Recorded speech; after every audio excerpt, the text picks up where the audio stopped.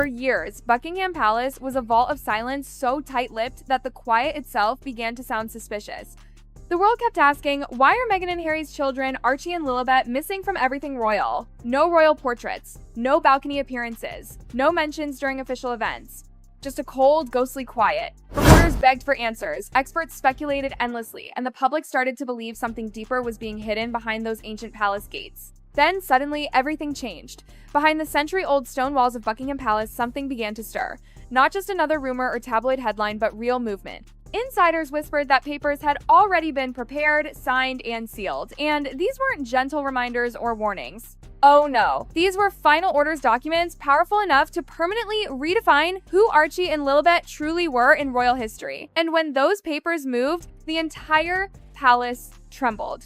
The message, cold, brutal, and final, Archie and Lilibet's claim to royal identity would no longer stand. This wasn't about revenge or emotion, it was about law. About the monarchy's most sacred rulebook, written over a century ago, in a time when kings ruled by divine right and royal blood was guarded like gold. The year was 1917 and King George V faced a crisis. Britain was at war and the royal family's foreign ties had become a liability. To protect the throne, George issued the Letters Patent of 1917, the ancient decree that decided who could call themselves prince or princess. 3 simple, ironclad rules: the child must be of legitimate royal blood, the child's birth must be officially recorded and recognized by the crown, the child must be formally connected to the Church of England through baptism. No shortcuts, no exceptions. Those lines became gospel inside the monarchy, a law that survived every generation, every coronation, every royal scandal. Until one day, a royal baby arrived who didn't fit the mold. When Archie Harrison was born in 2019, the world cheered. A royal baby, joyful headlines, smiling photos of Meghan and Harry beaming like proud parents. But beneath that happiness, something was off, something hidden deep in the paperwork. On Archie's original birth certificate, Meghan's full name Rachel Meghan Markle was listed, totally normal, until a few weeks later, that record was quietly changed. Her name was erased. In its place appeared a title, Her Royal Highness, the Duchess of Sussex. No explanation, no press release, just a quiet, suspicious edit in one of the most sacred royal records. When the media found out, chaos exploded. Meghan claimed palace officials forced the change. Palace aides denied it completely. Each side pointed fingers, but no one showed proof. And here is where it gets truly eerie. This wasn't just about a name. This was about positioning. Think about how Archie would appear in royal history. Because when you alter a royal birth certificate, you're not just editing paper, you're rewriting history. And that silent change planted a dangerous seed of doubt. For generations, royal records were flawless, as stable as the crown itself. But with Archie's altered document, cracks began to appear. Tiny fractures, at first, but they would only grow with time. Fast forward to June 2021, far from Buckingham Palace under California sunshine, Meghan gave birth again, a baby girl, a name heavy with history, Lilibet Diana. Lilibet, the Queen's own childhood nickname. Diana, the name that still echoes through royal history. It should have been a fairy tale moment, but this time, something felt wrong again. There were no palace doctors, no royal announcements, no golden easel outside the gates. Instead, the news came through a cheerful press release written not by the palace, but by Meghan and Harry's own PR team. The wording was polished, the tone warm, but to royal insiders, it sounded like thunder. Because for centuries, every royal birth followed a strict script. The palace confirmed every detail. Royal doctors signed the documents. Photos and records were filed into the royal archive for history. It wasn't about vanity, it was about proof. Proof that the child belonged to the crown. Proof that the bloodline continued. But with Lilibet, none of that happened. No witnesses, no royal seals, no official record. Inside the palace, silence meant one thing: this birth was not theirs to claim. Months later, Meghan joyfully spoke about Lilibet's baptism in California, calling it a sacred family moment surrounded by love and friends. Photos were shared, statements released, but behind the palace walls, eyebrows were raised. Because to the monarchy, a baptism isn't just a family event, it's royal protocol. It's what ties every royal child to the Church of England, and the same church over which the monarch reigns. Without that bond, a child is not recognized as royal. And palace whispers claim that Lilibet's California baptism wasn't registered with the Church of England at all. In royal terms, that meant it didn't count. To outsiders, it might seem trivial, but inside the monarchy, it was earth-shattering. Without an official church baptism, Lilibet wasn't just outside the church, she was outside the chain of royal succession. To Meghan, it was a joyful moment. To the crown, it was a breach of law. Two worlds, one of sunshine and freedom, the other of centuries-old order, split apart completely. For Meghan, these cracks weren't just in the monarchy, they were in her identity. From the day she married Harry, she was no longer just Meghan Markle, she was the Duchess of Sussex, a royal mother, a global icon wrapped in royal gold.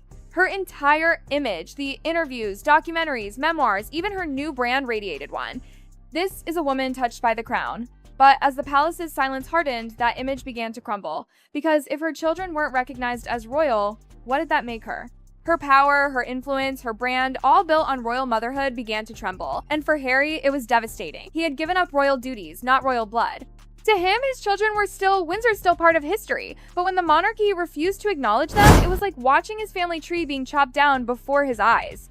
By now, the palace's silence had become unbearable. Behind the scenes, history was preparing to repeat itself, only colder. Late at night, Harry would call across the ocean not as a prince, but as a father. He begged them to reconsider. He pleaded to let his children remain part of royal history. But the answer was brutal. This isn't about emotion, one palace aide allegedly said. It's about order, lineage, and the future of the crown. And that's when it hit Harry. The monarchy wasn't a family anymore. It was an institution that didn't bend for feelings. He could feel the legacy of kings echoing through those words. The message was clear, the rules come before blood. Then came the moment no one thought would ever happen. The final papers were filed, official, sealed, and irreversible. No speeches, no cameras, just ink, parchment, and cold bureaucracy. Archie and Lilibet's royal status was gone. Line by line, their identities were stripped. No princely or princess titles. No ceremonial roles. No place in the official line of succession. No crown-funded security or royal record recognition. It looked like a list on paper, but in royal reality, it was erasure. Because titles in monarchy aren't decoration. They are identity. They decide who belongs to history and who is forgotten. One by one, the royal archivists deleted their titles. Databases were updated. And in the space where Prince Archie and Princess Lilibet once stood, there was nothing. Silence. No scandal, no announcement, just quiet deletion. The cleanest, most calculated way to erase two names from royal bloodlines. For years, Meghan and Harry had been called royal rebels. They told their story, made documentaries, and stood defiant against the system. But now came the cruelest truth of all. You can only be a rebel if the crown still claims you. The monarchy knew this. It never argued publicly, never shouted back, it simply waited. And when the time was right, it struck not with anger, but with precision. No titles, no protection, no acknowledgement. The message was crystal clear. The crown doesn't react to emotions, it protects its own order. It was the coldest act in modern royal history. The family Meghan and Harry once dreamed of reforming had instead erased them from its legacy entirely. Today, Archie and Lilibet live thousands of miles away under the California sun, far from the palace's icy silence. They'll grow up surrounded by laughter, warmth, and love, not the stiff traditions of Buckingham. But when history books are written, when royal genealogies are traced, their names won't appear beside the crown. There will only be a blank space. And that silence, that haunting absence, will speak louder than any headline ever could.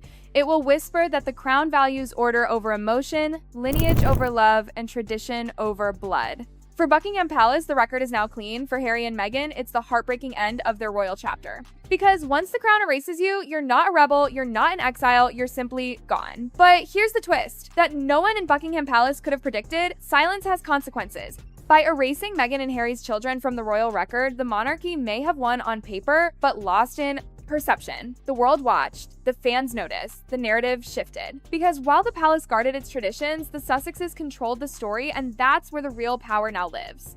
Through interviews, documentaries, and their own media empire, Meghan and Harry found a stage larger than any royal balcony.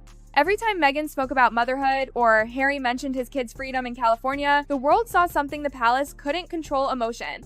And in the era of social media, emotion travels faster than protocol ever could. Millions now see Archie and Lilibet not as stripped royals, but as victims of an unfeeling system. That narrative of a young family punished for love and independence has become stronger than any royal decree. Inside palace walls, however, that emotional storm means nothing. For them, the decision was final, records corrected, order restored. But outside those walls, another truth was being written, one not on parchment, but in public hearts. Harry and Meghan's children may never hold titles, but they've inherited something far more powerful, a story that defines an era of rebellion against royal coldness. And maybe, just maybe, when the next generation reads about the Windsors, they'll remember not the silence of Buckingham Palace, but the echo of two small voices growing up free Archie and Lilibet, the royal children the crown tried to erase, yet the world refused to forget.